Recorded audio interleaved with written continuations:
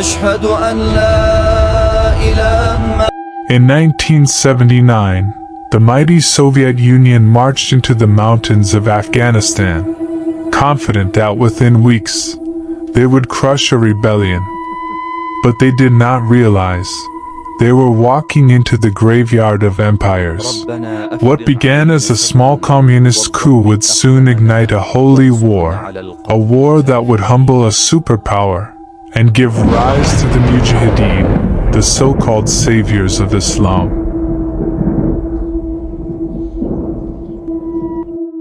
Afghanistan, a rugged, landlocked nation surrounded by Iran, Pakistan, China, and the Soviet Union.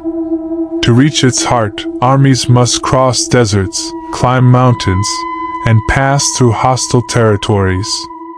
Most Afghan Mujahideen lived across the border in Pakistan, sheltered by the Pakistani Intelligence Service, the ISI. Pakistan saw opportunity, used these warriors to influence Afghanistan's politics, and weaken its pro-Soviet ties. But in the 1960s, Afghan troops armed by the Soviets clashed with Pakistan, deepening mistrust, yet tying Afghan dependence on Soviet weapons and aid.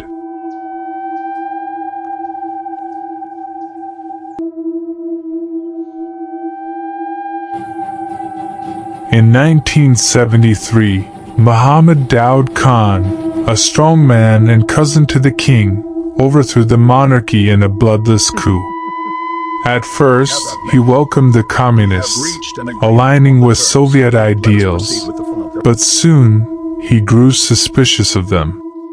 He ruled as a dictator, silencing the Islamists and political opponents.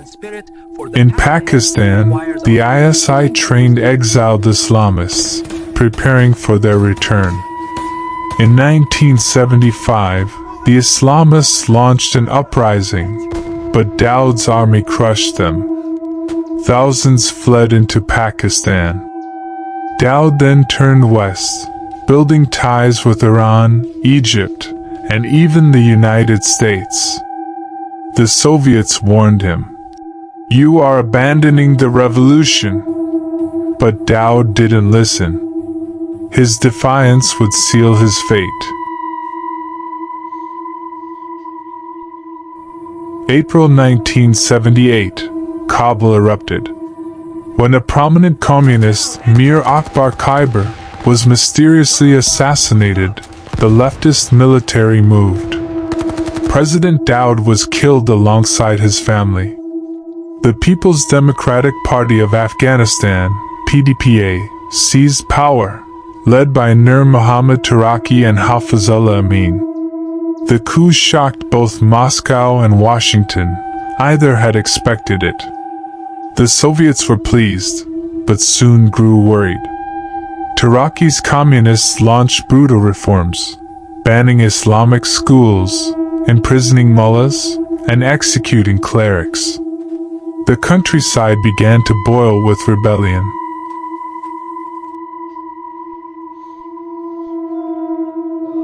Across the border, Pakistan, Iran, Saudi Arabia, and the United States saw an opportunity. Atheist communism had no place in a Muslim land. They began funneling money, weapons, and training to the Afghan rebels, the Mujahideen. For ordinary Afghans, faith became resistance. "We are not fighting for land," said one fighter. "We are fighting for Islam." The Mujahideen controlled the north and east, while the communist government's cruelty drove thousands to join them. The saviors of Islam were born.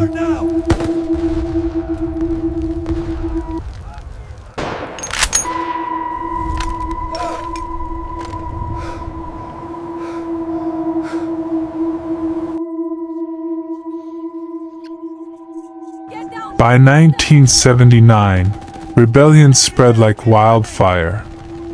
In Herat, an entire army division mutinied. The uprising was crushed. Tens of thousands were massacred. In Kunar, another revolt erupted. Kabul trembled. Taraki begged Moscow for help. But in the Kremlin, there was hesitation. The Soviets had just witnessed Vietnam. They feared another quagmire. Moscow advised restraint, but one man had other plans: Amin, Taraki's ambitious deputy. Soon after, Taraki was dead, strangled on Amin's orders. The Soviets were horrified. Amin had become unpredictable. The Afghan army began to collapse. Half its soldiers deserted, joining the Mujahideen. Villages fell one by one. The Mujahideen now controlled 4 major provinces and much of the countryside. Desperate, Amin reached out to the United States for help. For Moscow, this was the final insult. In December 1979, Soviet generals made their decision. We will remove Amin and save Afghanistan. Under the pretense of aiding Afghanistan, the Soviets prepared for invasion. 52,000 troops massed on the border. Tanks rolled through the Salam Pass. The Soviets advanced along the Ring Road, connecting every major city, from Mazar-i-Sharif to Kabul.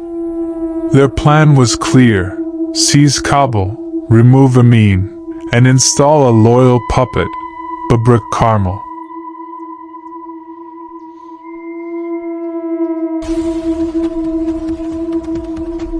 December 27, 1979, Kabul. Soviet Special Forces launched Operation Storm 333, one of the most daring missions in Cold War history. Soviet Muslim battalions disguised as Afghan guards infiltrated Amin's palace. A brutal firefight erupted.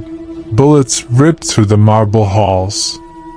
After an hour, Hafizullah Amin and his sons were dead.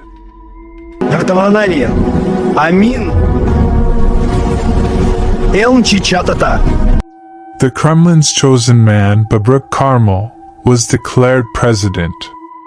The Soviet invasion had officially begun. Soviet forces spread across Afghanistan, seizing airports, cities, and communication lines. The United States, Pakistan, Saudi Arabia, and Iran unleashed a counter-response, arming the Mujahideen with rifles, rockets, and money. CIA's Operation Cyclone became one of the largest covert operations in history. Weapons flowed through Pakistan, AK-47s, RPGs, and soon, American Stinger missiles. The Mujahideen fought from caves, ambushed convoys, and melted into the mountains. The Soviets controlled cities by day, but the Mujahideen ruled the mountains by night.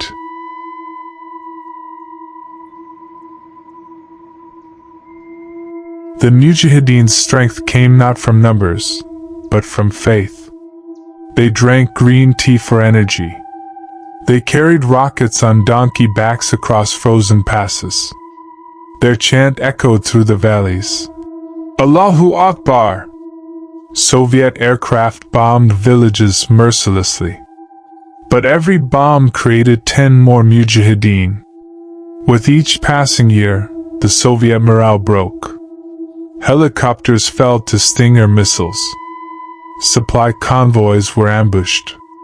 The Red Army bled in a land it could not tame.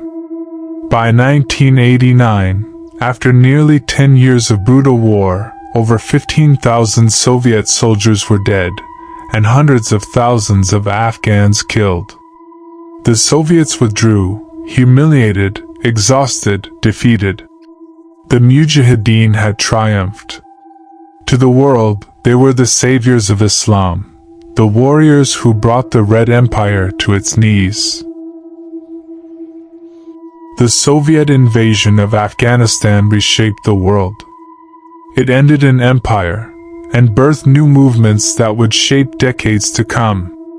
It was a war of ideology, faith, and survival. The world called them Mujahideen. They called themselves the defenders of Islam.